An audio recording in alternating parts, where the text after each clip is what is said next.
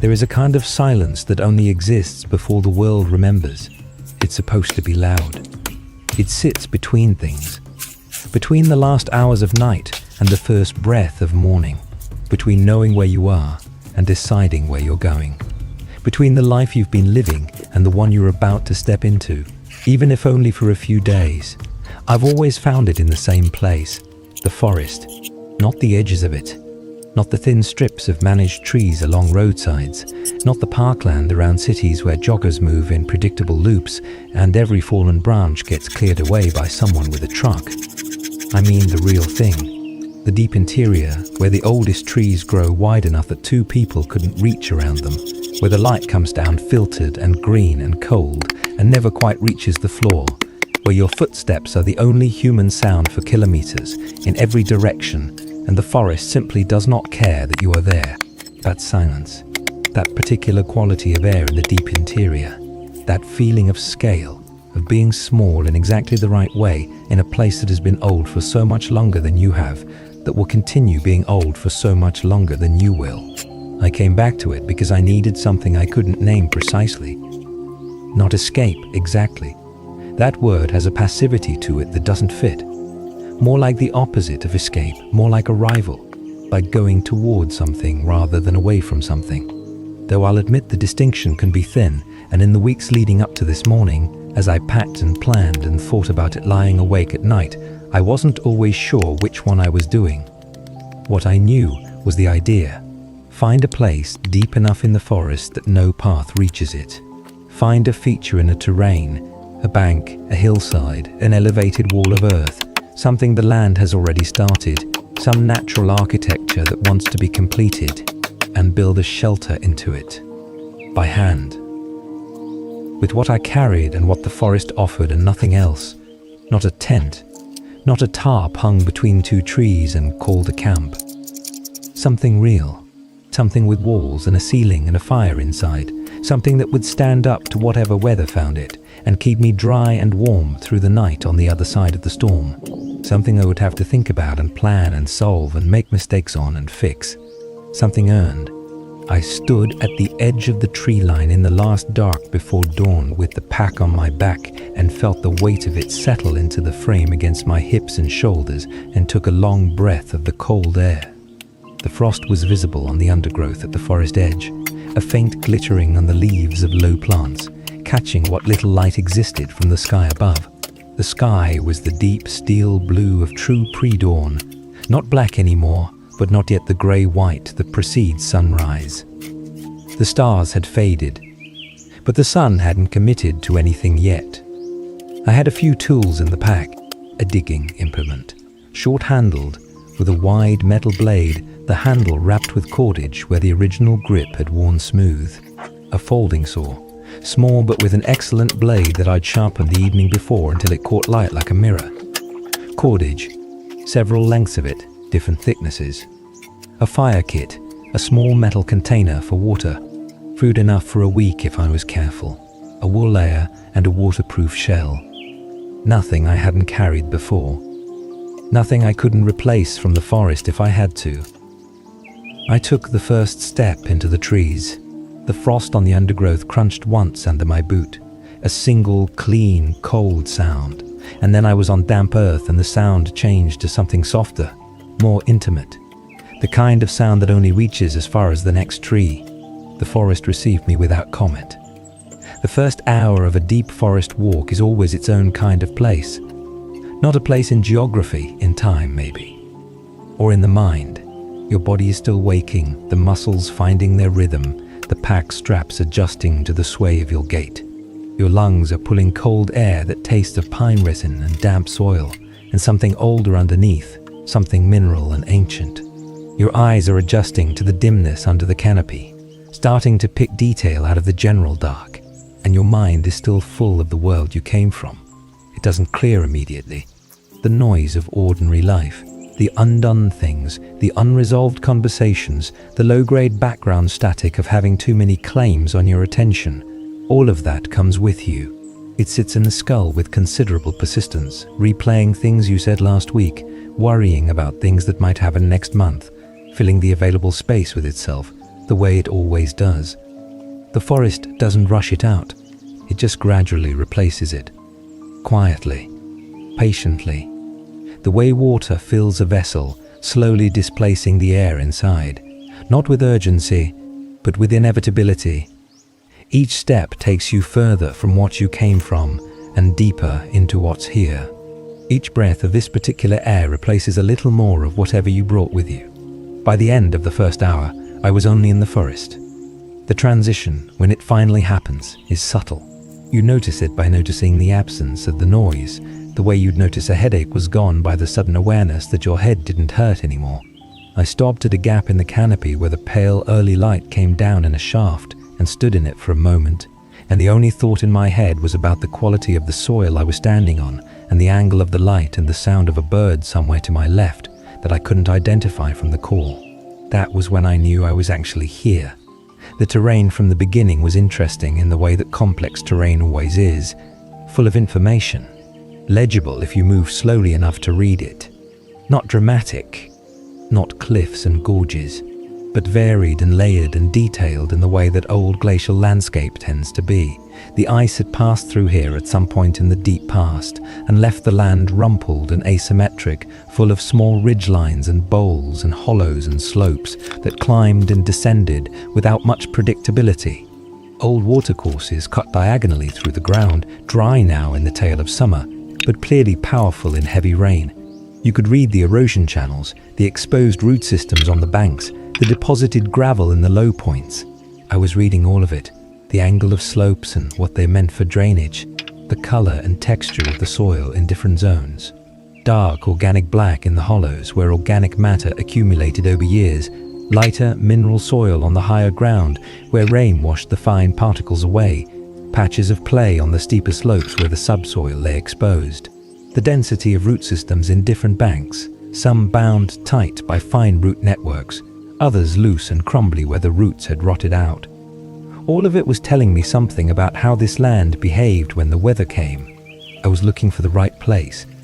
I didn't have a picture of it in my mind exactly, more like a set of conditions, a checklist that lived in the body rather than the head, a physical recognition that I'd know when I encountered it.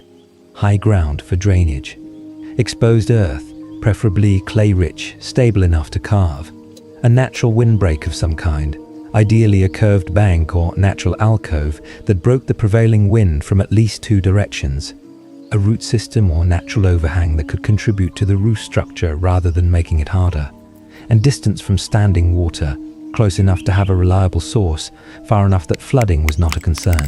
These conditions, all of them simultaneously, in a location hidden enough that it felt private, felt claimed. That's what I was looking for.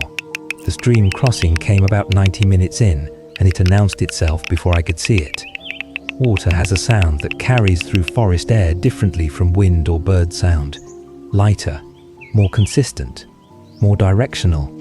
When you hear it, your body turns toward it almost before your mind has registered the decision, because water is so fundamental to survival calculation that the response is older than thought. I heard it through the trees as a clean rushing murmur and turned slightly left and found it in a few minutes. A stream perhaps 3 meters across running fast and clear over a bed of smooth rounded stones.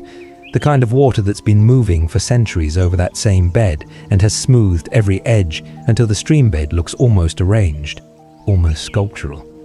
I crossed stone to stone, the pack shifting my balance on the wide step in the middle, the cold of the water reaching up through my boot soles on the one stone where I planted my foot a little low, and the water came over the leather, not soaked, just a touch, cold enough to make me aware of every millimeter of the dampness. The other side. The terrain changed immediately and distinctly on the other side of the stream. The ground pushed upward, not dramatically, not a sudden slope, but a persistent rise that built over the next half kilometer into something that required leaning forward and using the staff. The trees here were older, larger. Their bark was darker, more furrowed, the kind of bark that takes decades to develop that texture. Their canopies were higher, the lowest branches far above my head, which meant less undergrowth because the light didn't reach the floor with enough strength to sustain it. More of the ground was visible through the trunks, bare earth and root and occasional stone. and as I climbed, the soil banks along the slope edges grew. First subtle, low lips of earth at the ridge lines, barely noticeable, then more defined.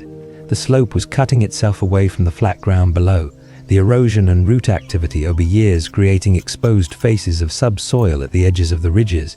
Small exposures at first, then bigger.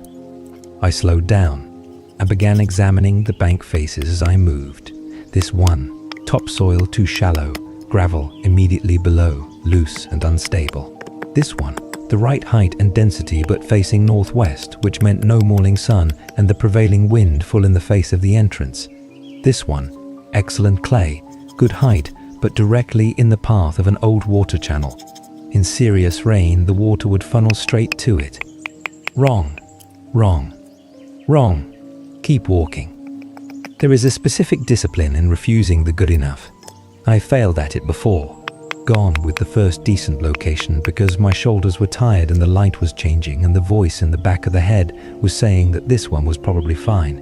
And I stared badly in the wrong places, woken to water pooling under me or wind finding the one gap in my shelter geometry and spending hours in the cold, thinking about the better location I passed 2 hours before I stopped. The wrong place extracts payment every single day you're in it. The right place gives back every single day. That knowledge, paid for in uncomfortable nights over too many years, was what kept me moving. Each rejected bank was not a failure. It was information. It was the process working correctly. You don't find the right place without seeing the wrong ones first. The wrong ones teach you to recognize the right one when it appears. I had been walking for nearly 4 hours when I heard the water again, different from the stream this time, smaller, nearer, more intimate. A seep or a run rather than a channel. Water moving through high ground rather than draining from it, which meant something specific about the soil profile here. Where water emerges from high ground, it's often because it's been percolating down through permeable layers until it hits a less permeable layer, often clay, and follows that clay layer laterally until it finds an exit point. Clay. I turned toward the sound. The vegetation changed as I moved toward the water sound. Thicker ferns at ankle height. Ferns love the moisture from a seep. The ground underfoot became softer, not wet, but noticeably more yielding than the packed mineral soil I'd been walking on. The air in this small zone was perceptibly cooler, the humidity slightly higher, the smell changing from the dry dust of exposed soil to something greener and more complex. And then the ferns opened up and I stepped into the alcove. I didn't move for a long moment. The bank curved. That was the first thing that registered. Not its height or its soil composition, but the curve. Most earth banks are straight, planar, the result of a slope cutting cleanly away along a single axis. This one curve, a concave sweep of perhaps 4 meters, like the inside of a cupped hand. The left end slightly higher and more heavily rooted. The right end lower where the seep emerged and trickled away into a small channel. The curve created an alcove, a natural enclosed space, and inside that alcove the air was immediately, palpably different. The westerly wind that had been in my face for hours was gone. Simply gone. The curved bank and the slope above it and the trees on either side had conspired to create a dead zone, an acoustic and aerodynamic shelter that functioned like a room without walls. I stood inside it and felt the stillness of it. The bank face itself rose roughly 2.5 meters. Vertical, very close to exactly vertical, and the color of it was extraordinary. The upper section was the dark brown of compacted topsoil, threaded through with fine root matter. But below that, running through the middle third of the bank from left to right without interruption, was a different material entirely. A stripe of soil that was darker, richer, with a slight sheen to it in the low light, the kind of sheen that wet clay has even when it isn't wet. The clay seam, deep and wide and consistent. Above the bank, the root system of a massive spruce spread outward from the tree, set back at the top of the rise. The roots reaching to went over the bank edge and hanging down in places, thick as a man's forearm, interlocking and weaving. These roots had been growing into this bank for perhaps a century. They weren't loose, they weren't going anywhere. They were structural elements waiting for a structure. I walked to the bank and pressed my palm flat against the clay seam. Cold, dense. My hand found no give at all. The clay pushed back with a firmness that spoke of depth. This wasn't a thin layer over loose gravel. This went back. This was substance. I dug my thumbnail into the surface. The mark it left was clean and sharp-edged, preserving the exact shape of the nail. I pressed my thumb into it and pulled sideways. A small, clean slice of clay came away on my thumb, maintaining its shape, not crumbling, not powdering. True clay. The kind you could throw on a wheel. The kind that holds a carved wall without needing internal support. I stood back and looked at the whole thing. The drainage in front of the bank sloped naturally away. Water coming off the bank face would move forward and drain down the slope rather than pooling at the base. The southeast orientation of the curve meant morning light would reach the entrance area in the early hours of the day. The distance to the seep water source was perhaps 30 meters, close enough to access easily, far enough and high enough that flooding was not a concern. The root canopy overhead for the entrance zone. The protected alcove geometry. The clay. I had been in this forest for 4 hours and I had looked at perhaps a dozen locations and rejected every one of them. This one I didn't reject. I stood in front of it and felt the various pieces of the assessment lock into place one by one, and when the last one locked, I was already decided. I set the pack down. Not at the side, not at a cautious distance where I could still change my mind. I set it down in the center of the space in front of the bank, in the space that was about to become my yard, my working area, my ground. That was the decision, made without words and without ceremony. The work began there. There is a strange feeling in the moment before you make the first mark in a piece of ground you're going to build on. Before the first mark, the place belongs only to itself. The bank is just a bank. The forest is just a forest. And you are a visitor moving through someone else's home. After the first mark, after the first deliberate stroke of your tool into the earth, the relationship has changed. You have made a claim. Not a legal one. Not a permanent one, but a real one, a commitment that requires follow-through. I took out the digging tool and scratched a horizontal line across the face of the bank at eye height, roughly 2 meters wide, exactly centered in the clay seam. Then I brought the lines down on either side, vertical, parallel, about 1.5 meters apart, a door frame shape, the boundary of what I was about to create. The first real stroke of the tool into the clay was harder than the thumbnail test had suggested. Clay resists tools differently from loose soil. Loose soil crumbles and falls under impact. Clay has cohesion. The particles are bound to each other with actual molecular adhesion, and you have to apply enough force to shear those bonds before the material will yield. The first stroke glanced slightly and left a shallow gouge. The second I angled differently, driving the edge of the blade into the surface at a steeper angle and levering back. A chunk of clay the size of my fist came free, maintaining its shape as it fell, landing on the ground below with a satisfying dull weight. I adjusted my grip and struck again. Again and again. The rhythm established itself in a few minutes. The particular arc of the stroke, the angle of entry, the lever and pull motion that maximize the volume of material extracted per effort. The body finds these efficiencies quickly when it has no choice. When you're going to be doing something for hours, your body negotiates the best version of the motion and settles into it. The clay came away in chunks, each one preserving the edge marks of the tool. The pile at the side of the entrance grew with gratifying speed in the first section. The surface layer, slightly dried and exposed, yielded most easily. As I went deeper, into material that had never seen air or light, the resistance increased and the chunks became smaller, but the soil became even better, denser, more consistent, the perfect wall material. I worked until the entrance rectangle was perhaps 20 centimeters deep across its full face. Not much to look at, but real. Evidence. The beginning of something. The first root showed itself mid-morning. I heard it before I saw it, the tool striking something that changed the acoustic completely. Where clay gave a thick, muffled impact, the root rang back with something woody and slightly hollow. I stopped and cleared the surface around the sound and found it, a root the diameter of my wrist, running horizontally through the bank at roughly waist height.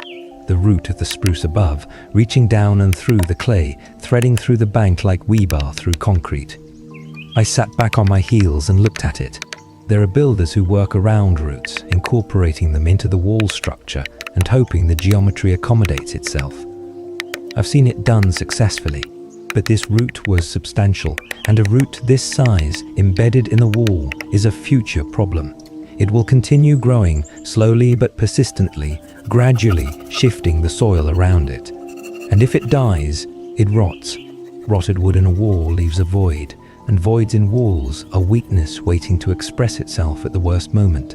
Better to remove it cleanly. Do the correct thing now, once, rather than the convenient thing now and the difficult thing later.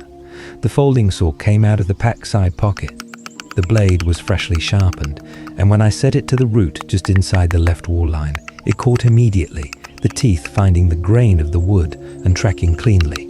The sound of it, the particular woody percussion of a sharp saw working through a live root, dense with moisture and resin, was something that the quiet forest seemed to appreciate. A purposeful sound.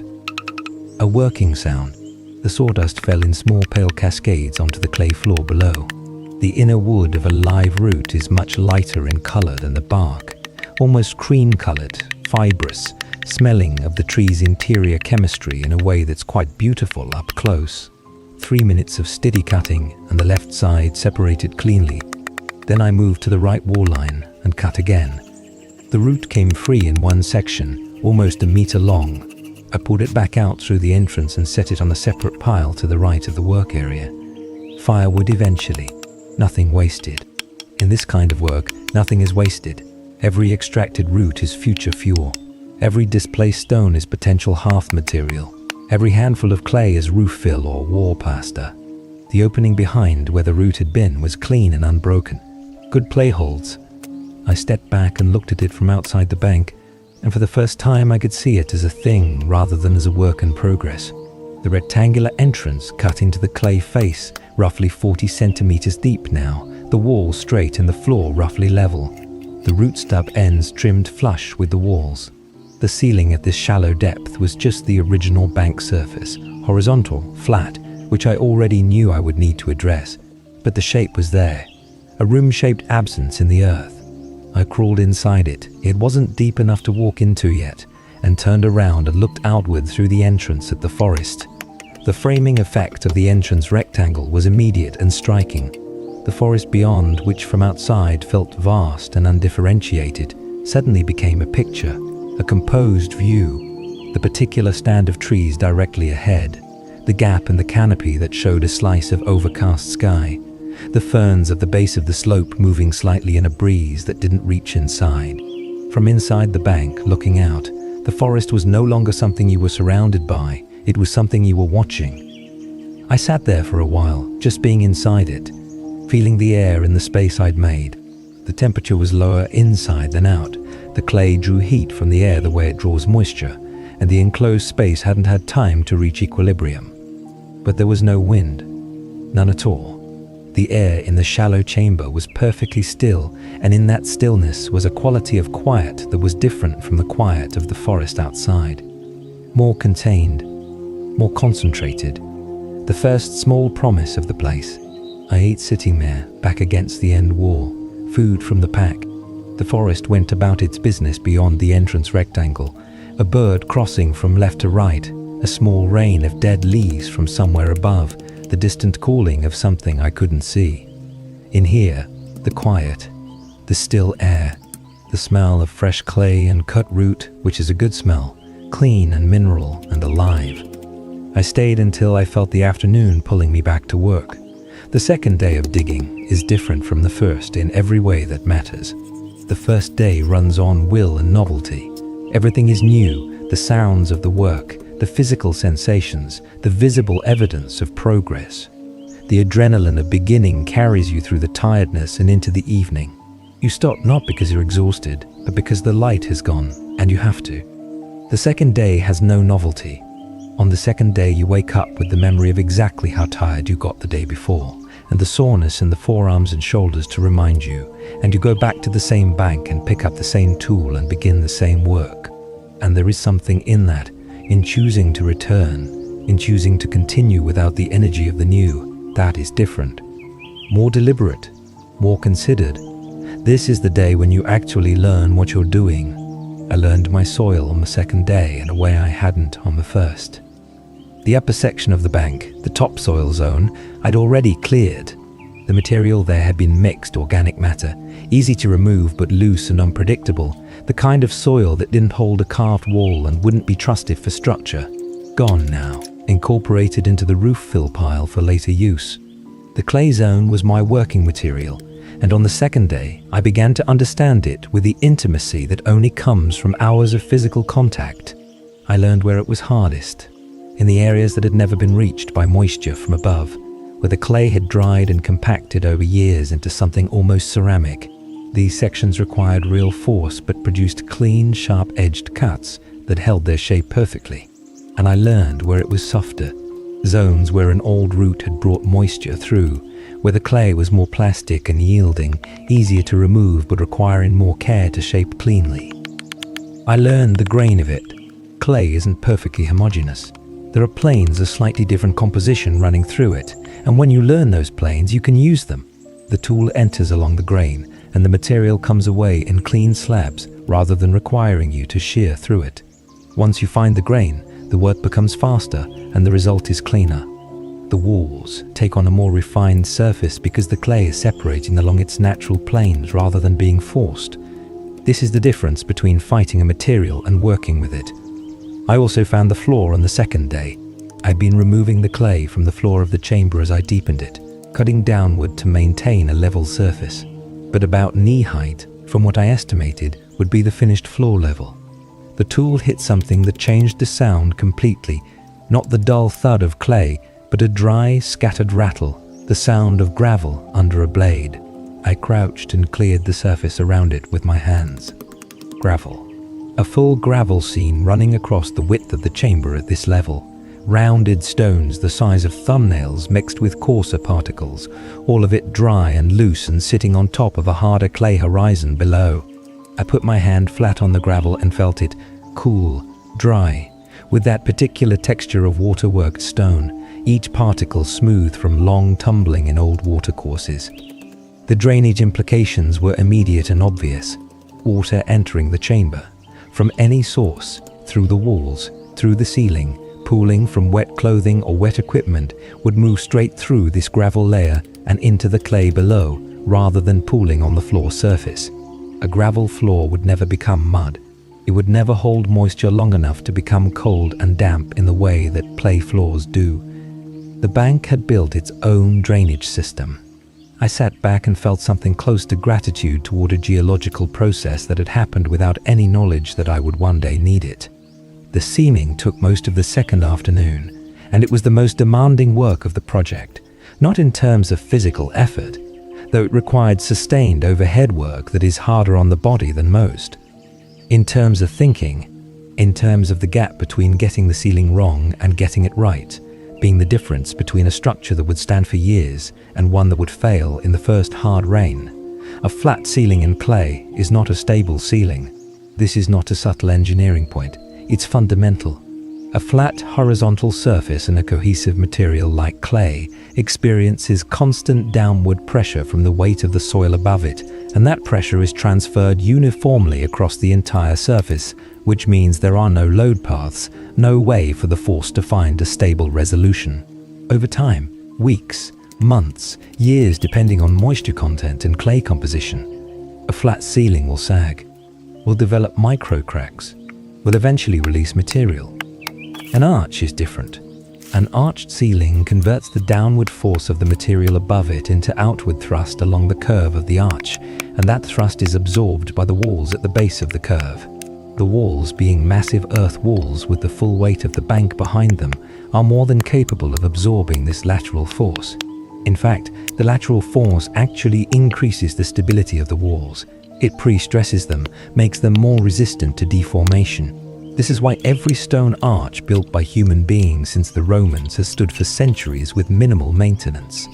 The geometry itself is load-bearing. The shape holds the weight. I carved the arch by feel. Starting at the highest center point of the ceiling, I worked outward and downward toward the sidewalls in shallow, controlled strokes, removing clay in thin layers and constantly checking the profile by lying on my side at the entrance and sighting back along the ceiling. The eye is an extraordinarily good instrument for detecting asymmetry and incorrect curves when you know what you're looking for. It took most of the afternoon. The finished arch was not perfect by any measurable geometric standard. It deviated from a true semicircle in several places. It had slight irregularities in the surface where the clay composition changed. It was perhaps a centimeter lower on the right side than the left, but it was an arch. It was load-bearing. The curve ran from just inside the entrance to the back wall without interruption, rising to give comfortable headroom at the center. I stood under it and pushed up hard with both palms flat against the surface, putting as much of my body weight into it as I could manage. Nothing moved. Not a grain of soil, not a crack, not a creak, not any indication that the ceiling was remotely interested in my test.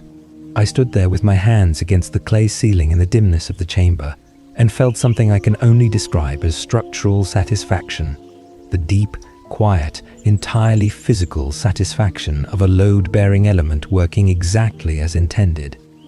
On the evening of the second day, I built the fire for the first time. The chimney flue I'd carved that afternoon, a narrow shaft angling upward and backward through the upper portion of the rear wall, emerging through the bank face above and behind the entrance roof zone. The angle was deliberate, steep enough to create a thermal draft, not so steep that the flow would be turbulent and inconsistent. I tested the draft angle roughly by holding a smoldering piece of birch bark near the hearth position and watching where the smoke went. It moved, upward and into the flue, pulled by the exterior opening. The hearth itself was built from stones selected during the chamber excavation and supplemented by several dozen more carried from the stream bed. Flat, smooth stones for the firebox floor, larger upright stones for the sides, all arranged with the precision of something that absolutely had to work on the first attempt because I genuinely needed fire tonight. I built the fire with care. Birch bark first. Inner bark stripped in thin curling sheets, piled loose in the center of the firebox.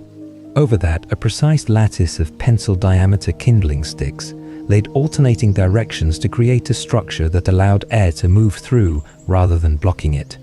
Over the lattice, a slightly looser arrangement of finger-thick sticks, nothing thicker yet. Thick fuel before the fire is established just smothers it. The ferro rod I carried for years, the handle warmed to the exact shape of my grip. 3 strikes. The first 2 produced sparks that found nothing. The third produced a spark that found the birch bark, and a thread of smoke rose from the spot where it landed, and I was already moving, leaning in close, cupping my hands around the fragile coal, exhaling in a long, slow, controlled breath aimed directly at the glow. The flame appeared, small, hesitant. Orange-white and delicate, feeling out its options, moving to the nearest edge of birch bark, reaching toward the lattice above. And then it climbed the lattice and the fire was real. I sat back and watched it grow into the kindling and felt the warmth beginning to move outward from it, and I watched what it did to the chamber. The grey-brown dimness of the clay walls simply disappeared. The firelight, amber and warm and alive in the way that no static light source ever is, spread across the curved ceiling and down the walls and found every detail of the space. The tool marks in the clay, each one a record of a specific stroke of work, caught the light from one side and became distinct. The root ends projecting through the ceiling, trimmed flush but still present, cast tiny shadows. The gravel floor glittered faintly. The arch of the ceiling, invisible in the dim light of the afternoon, suddenly became apparent and dramatic. The curve of it flowing from wall to wall overhead was genuinely beautiful in a way I hadn't expected. The shelter transformed from a space I'd made into a space that was alive. I sat against the back wall, across the small chamber from the fire, and let the warmth find me.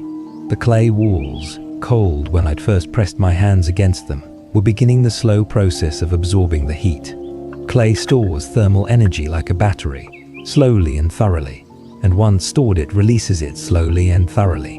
The walls would still be radiating warmth 12 hours from now, long after this fire had reduced to cold ash. The smoke moved cleanly upward. into the flue, out through the bank. Not a trace of it in the chamber. The system worked.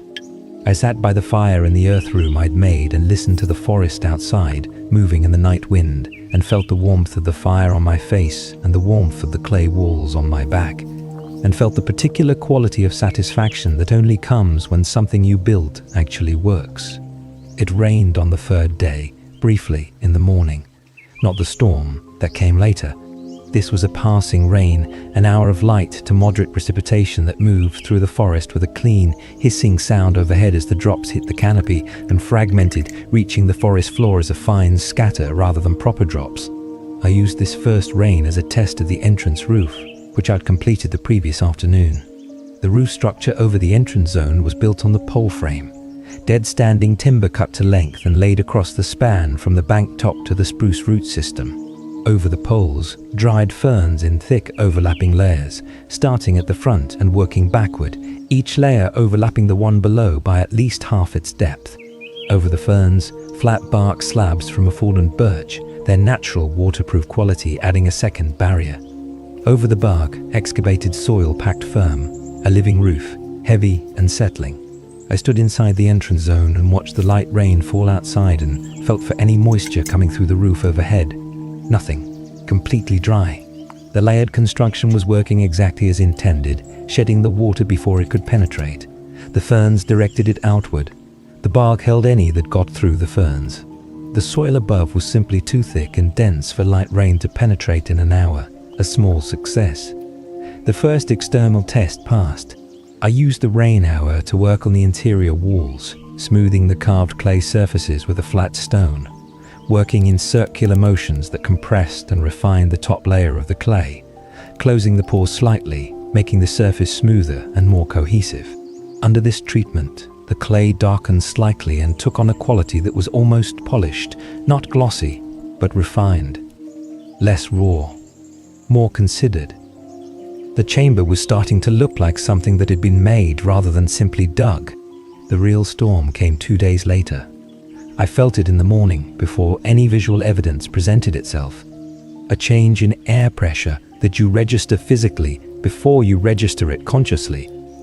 A subtle adjustment of the ears, a slight heaviness in the air, a quality of stillness in the forest that was different from the ordinary quiet of early morning. The birds felt it too. Their sound had changed, less varied, the usual morning chorus compressed into something smaller and more cautious. I looked up through the canopy gaps and saw the western sky. The clear morning had been replaced by something that moved and was dark at the base and moved with the speed and density of serious weather. Not a summer shower, a front. The kind of weather system that commits to its arrival and stays. I estimated an hour, maybe less. I moved fast. Everything stored outside went inside. Tools, the small supply cache I'd been keeping under the spruce root overhang, the extra cordage, the woodpile relocated as far back under the root cover as I could get it where the rain couldn't reach it directly. The pile of loose soil I'd kept beside the entrance for future infill work. I moved back and banked upward so that it wouldn't turn to mud and flow toward the entrance threshold. Then I examined the roof. I found 2 thin spots in the thatching on the left edge, places where the fern material had shifted slightly during the drying and settling of the previous days, leaving patches where the coverage was thinner than it should be. I packed these with new material, pressing earth into the gaps from above, working it in firmly. The new soil I used was damp clay, exactly what I needed for a moisture barrier. I was pressing the last of it in with both hands when the first drops fell. Rain in deep forest has a particular arrival sequence that I find endlessly interesting. It appears first as sound rather than sensation. A growing presence high in the canopy, the drops hitting the highest leaves and needles before they've made it through to the lower levels. This sound is extraordinary, a distributed, irregular percussion covering an area of several hectares simultaneously, each individual drop producing a slightly different note depending on the leaf surface it strikes. Hundreds of thousands of individual impacts per second, creating a sound that is technically noise but has the quality of something organized, something performed. Then the drops begin working their way down through the canopy layers. The large upper leaves catch and hold water until a drop hits the pooled surface and releases a small burst of spray downward. The needles of the conifers channel water to their tips and let it fall in strings. The lower shrubs shiver under the accumulated weight of drops finding their way through from above. By the time the rain reaches the forest floor, it has been transformed. What fell from the clouds as relatively uniform drops has been fragmented and redirected and combined and redistributed by every surface between the cloud and the ground, and it arrives at the floor as something complex and various. Heavy drops from the canopy breaks, fine mist from the needle canopies, streams from the large leaf plants, a constant, varied presence rather than a simple rain. I stood just inside the entrance and watched it arrive. The temperature dropped as the front came through, not dramatically, but perceptibly, the air cooling by several degrees, and the humidity rising until the forest took on that particular quality of grey-green that exists only in heavy rain. The visibility through the trees shortened as the falling water filled the air with itself, veiling the mid-distance and obscuring the far distance entirely. I went inside and built the fire, not a large fire. I wanted it to last, not to be impressive. Steady and self-sustaining, fed from the wood I'd moved inside before the rain started. The draw in the flue was excellent in storm conditions, as it almost always is. The low pressure of the approaching front created an enhanced draft, the smoke pulling strongly upward and out through the bank into the open air above. The chamber warmed quickly. I sat back against the sleeping wall with my legs extended and my back supported by the smooth clay and listened to the storm outside from inside the shelter. The sound of heavy rain on the earth roof was nothing like I'd expected. I'd anticipated something loud, something dramatic, the kind of sound that rain makes on a metal roof, that sharp percussion that fills every room in the house. Instead, the earth above absorbed the impact almost completely. The sound that came through the roof was a low, steady, dense presence, felt as much as heard, a vibration more than a noise. The rain on the ground outside the entrance, visible as a curtain of water falling in sheets past the opening, was the louder sound. That particular hiss of hard rain on wet earth, but inside, warmth. Inside, the fire. Inside, an almost submarine quiet. The structural integrity of the roof I was monitoring constantly in the first hour, watching the ceiling for any darkening, any appearance of moisture working through. Watching the walls were the same. The entrance threshold for any water finding its way in along the floor. Nothing. For the first 40 minutes, the shelter was performing perfectly. Then I saw the wet patch. Back right corner, where the rear wall met the ceiling at the highest point of the arch. A darkening of the clay, a slow spread of moisture working through from somewhere above. Not a drip, not a leak, but a seep. The clay was absorbing incoming water, and the moisture front was moving through the wall by capillary action. I watched it. It spread to the size of my outstretched hand, then slowed, then stopped. The clay wall was acting as a sponge, absorbing the water without transmitting it through to the interior surface. There was no drip. The moisture had reached an equilibrium with the wall thickness and stopped. Not a failure, a boundary condition. The system working at its limit, but holding. I let out a long breath and realized I had been holding it for some time. The fire popped. A sharp crack of a knot releasing, throwing a small spray of coals against the stone front of the hearth, none of them escaping. The clay walls in the firelight. The rain outside. The warm air of the chamber. The thunder when it came was the kind that arrives without warning. Not a distant rumble building in the distance, but a concussion. A physical event. The sound arrived as a pressure wave rather than a noise, felt in the chest and the inner ear simultaneously. The earth around me absorbed it and converted it to a low vibration, a deep rumbling that seemed to come from the ground itself rather than the sky. And then it passed, and the rain continued, and the fire burned, and the shelter held. I have thought about what happens in that kind of moment.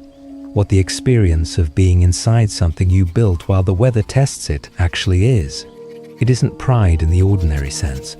Pride is too self-focused, too concerned with the achievement as a reflection of the achiever. This was more impersonal than that. More like witnessing something, like watching a proof complete itself. We had an idea that this bank could be made into a shelter, that the roof would hold, that the flue would draw, that the clay would do what clay is supposed to do. And the storm was not a threat so much as a test of the idea. And the idea was holding. That is satisfying in a way that goes below the personal. It's satisfying the way mathematics is satisfying, when an equation resolves cleanly. The logic was correct. The reasoning was sound. The thing works. The rain fell for 4 hours. I sat by the fire for most of it, moving only to add fuel or to check the wet patch on the rear wall, which had reached its limit and stayed there, drying slightly as the fire warmed the interior air. At one point I ate the same simple meal I'd been eating since day one, rehydrated from boiled water, tasting as it always did of smoke and effort. At another point I slept briefly, sitting against the wall, the warmth of the clay behind me and the warmth of the fire in front of me, and the sound of the rain as a kind of white noise that carried me down into a shallow sleep for perhaps an hour. When I woke, the rain had eased to a light scatter. I went to the entrance and looked out. The forest was transformed. Every surface was dark with water, the leaf litter on the slope in front of the shelter flat and dark. The tree trunks black with moisture. Small rivulets running down every groove in the terrain and collecting into a dozen small streams where no streams had been this morning. The air was extraordinary, that post-rain freshness that exists nowhere else. The smell of wet earth and wet wood, and the particular ozone and vegetation scent that follows a heavy storm and lasts for hours. I looked at the entrance threshold, dry. I looked at the roof, clean.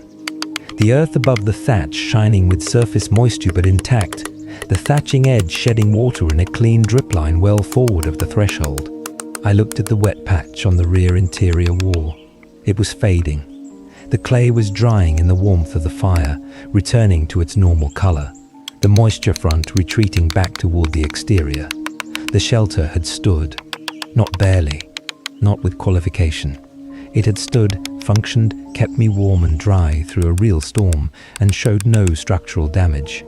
I stood in the entrance in the post-storm air and felt the weight of everything I had done in the past days come together into a single, clear, uncomplicated feeling.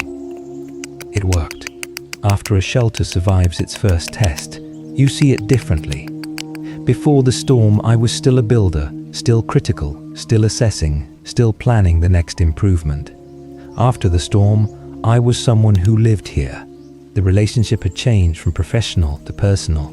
The rough clay walls, which I had been planning to smooth further, suddenly looked right the way they were. As honest records of the work that made them, the tool marks a kind of autobiography of the days I'd spent here. The sleeping area I built over the next morning. I'd carved a shallow shelf into the left wall during the excavation, elevated slightly from the main floor level, just enough to separate it from any floor moisture, long enough to lie full length on, wide enough to sleep comfortably on one side.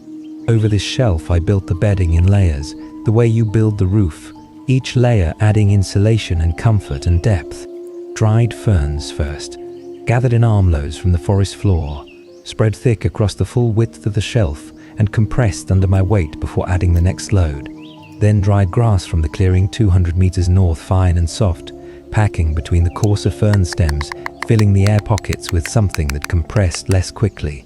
Then a final layer of fresh conifer boughs, cut from the low branches of a fir tree at the forest edge, carried back still smelling of resin and live tree. Laid needles down across the top of the grass layer, the spring of the live branches creating a resilient surface.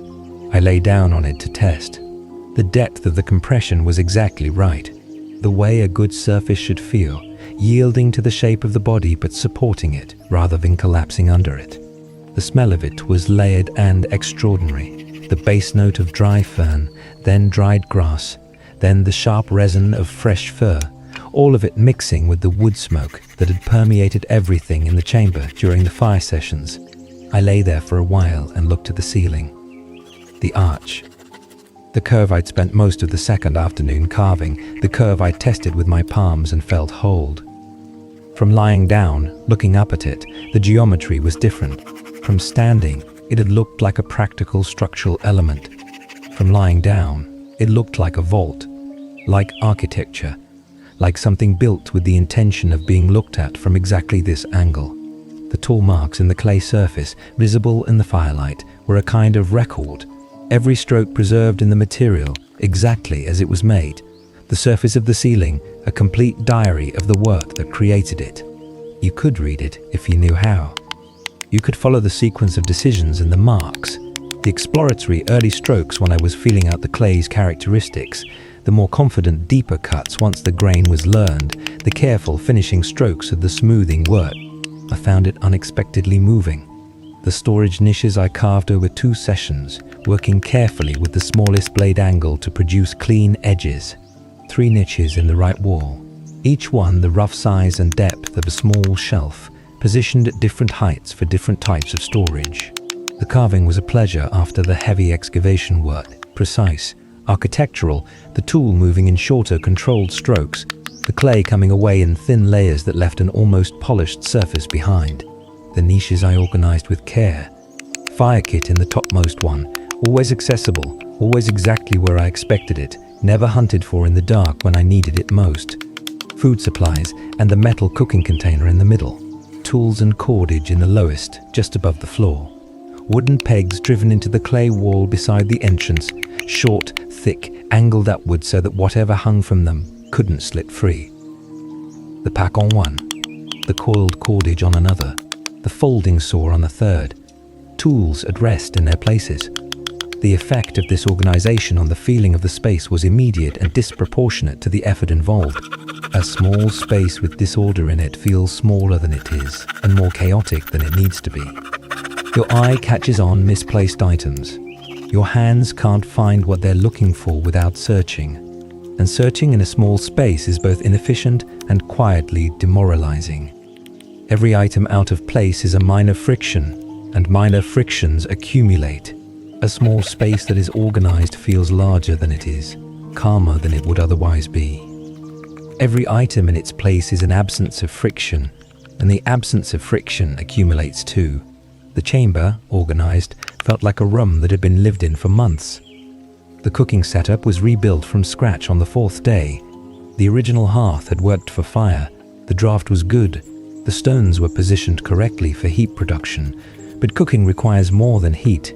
It requires controllable heat.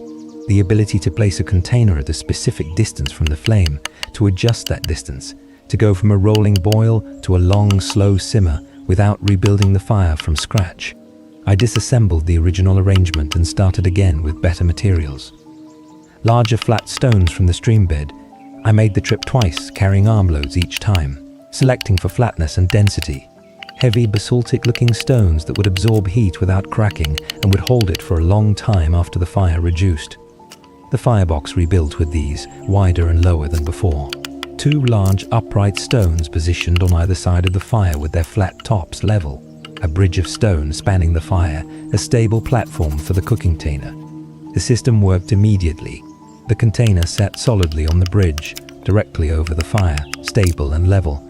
I could move it closer to the flame for rapid boiling, further back for gentle simmering. The fire itself could be managed for temperature. A small, concentrated fire under the container for high heat. A banked fire with the container centered above the coals for low, sustained heat. I boiled water first, for drinking and for cooking. Then I made the first proper meal in the completed shelter. Not elaborate. I didn't have the materials for elaborate, and even if I had, elaborate would have felt somehow wrong here. The meal was dried mushrooms and grain, rehydrated together in the boiling water with some dried herbs from the pack's smallest pocket. The whole thing coming together in the cooking container into something dense and warming and deeply, uncomplicatedly good.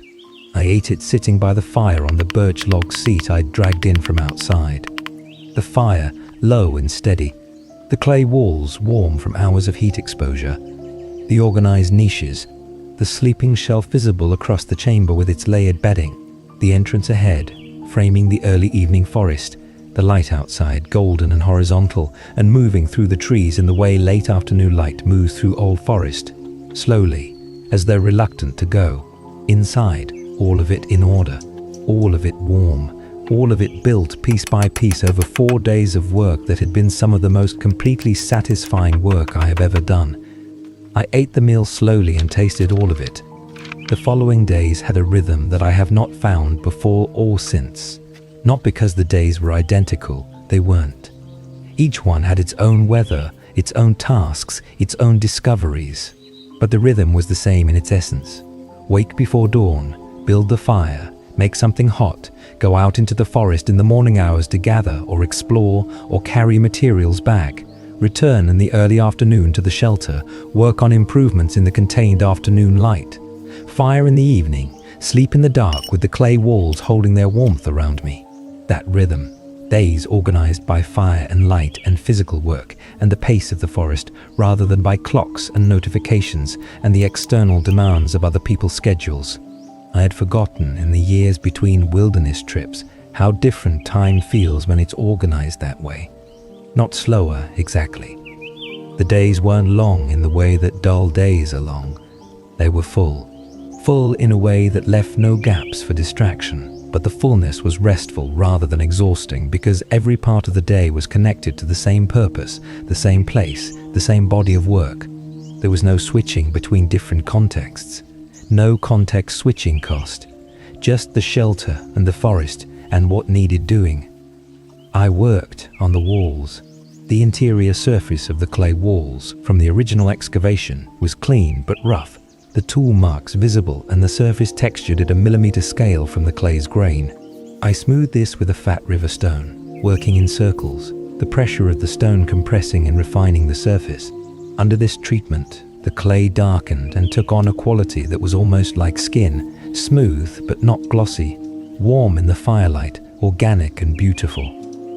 I worked on the lighting, fat pine, dead resinous pine with its interior wood saturated with crystallized pitch, burns with a clean, sustained flame that gives genuine working light from a sliver the length of a finger.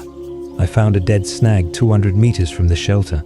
Its interior heartwood dark amber with resin, its outer shell still solid enough to stand. I cut sections from it and split them into slivers and set a small clay platform into the highest wall niche as a lamp holder. The flame from a fat pine sliver is small and very still, burning the resin steadily without the flickering of a wood fire. The light it throws is warm and directional and sufficient for close work. With the fire low and the lamp burning, the shelter at night was a different thing from the daytime space. The clay walls, catching the amber light from below and to one side, seemed to glow from within. The arch of the ceiling gathered the light and held it. The organized niches and the hanging tools cast small shadows. Everything in the chamber was in some shade of amber and brown and gold, warm against the complete darkness visible beyond the entrance. I sat in this light on many evenings and felt something I am still not entirely sure how to name. On the 7th evening, I wrote about this feeling at some length in my head. The way I often work through things I want to understand, not writing them down, but following the thought, letting it go where it goes, trying to reach the bottom of it. What I kept returning to was this. The shelter was not just a place to sleep, it had become a kind of argument. An argument against a particular kind of anxiety that I suspect is very specific to this period of human history. The anxiety that comes from feeling that you are not capable of the most fundamental things. That if the systems and structures that maintain ordinary life were removed, you would be helpless, that you do not actually possess the knowledge or competence to provide for your own survival at the most basic level. This anxiety is not entirely unfounded. Most people in the developed world genuinely could not start a fire reliably from materials at hand, genuinely could not read terrain for drainage and shelter potential, genuinely could not build anything structural from earth and forest materials. These are not common skills anymore. They've been systematically made unnecessary by the infrastructure of modern life, and things that are unnecessary get unused, and things that get unused atrophy. But the capacity is still there. That is what I was discovering and rediscovering every day in this shelter. Not that the skills were inherent or automatic, they weren't. They required learning and practice and failure and adjustment, but the capacity to learn them, the basic intelligence for terrain and material and heat and structure, the fundamental competence of a human being in a landscape, that was still there. It had always been there, waiting for the circumstances that would call it out. I was providing those circumstances, and in doing so I was accumulating evidence, day by day, small proof by small proof, that I was capable of this, that the most foundational form of survival, reading land, extracting material, building shelter, making fire, staying warm and dry, was within reach, was actually not that far from reach once you committed to the attempt. That evidence was changing something in how I felt, not about the wilderness specifically, about myself in it, and by extension, about myself in general. I stayed 9 days.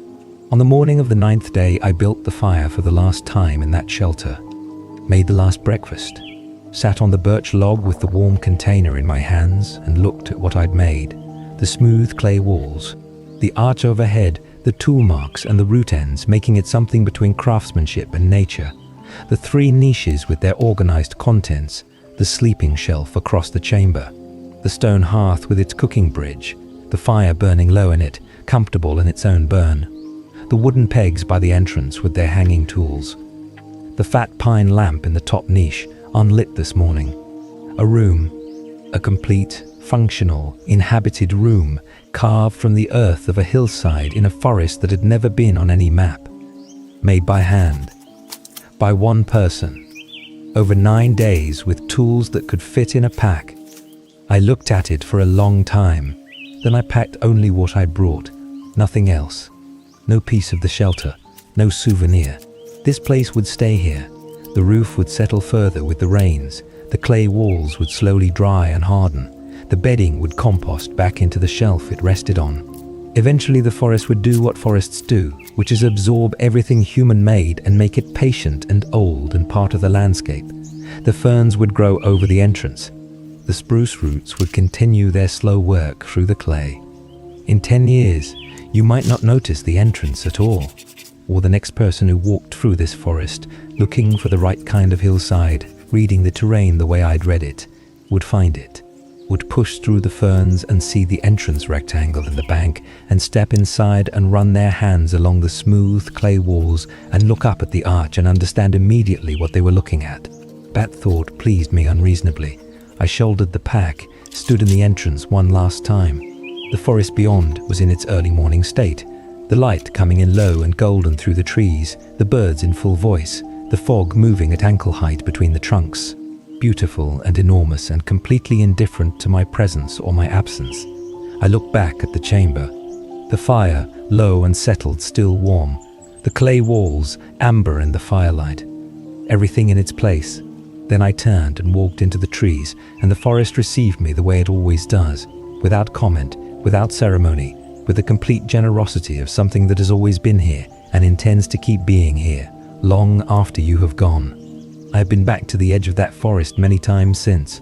I have not gone back to the shelter, not because I don't want to, because some part of me understands that the shelter's value was in the making of it, and the making is done. To return would be to visit rather than to inhabit, and there is a difference between those two things that matters more than it might seem. What I carry from those 9 days is not the skills, though the skills are real and remain with me. It's not the memories of the specific moments, though those are vivid and I return to them frequently. It's something else. A quality of confidence, maybe. An experience knowing that the most fundamental things, warmth, shelter, fire, food, the basic conditions of human survival, are not beyond me. That the land is not hostile to my presence in it if I approach it correctly. That my hands know things my conscious mind has sometimes forgotten. We are not so far from what we were. The knowledge is not gone. It's stored. In books and in the hands of the few people who have kept these practices alive, but also in us. In some layer of human competence that is older than culture, older than agriculture, older than every system we've built to make this knowledge unnecessary. It is waiting. Sometimes all it takes is a hillside with the right kind of clay and a tool and the willingness to make the first mark and commit to what follows. The forest is always there, patient and deep and indifferent, waiting for whoever walks far enough in to find what they were looking for. Sometimes the going is the whole point, and sometimes in the right place at the right time, with your hands in the right kind of earth, you find it.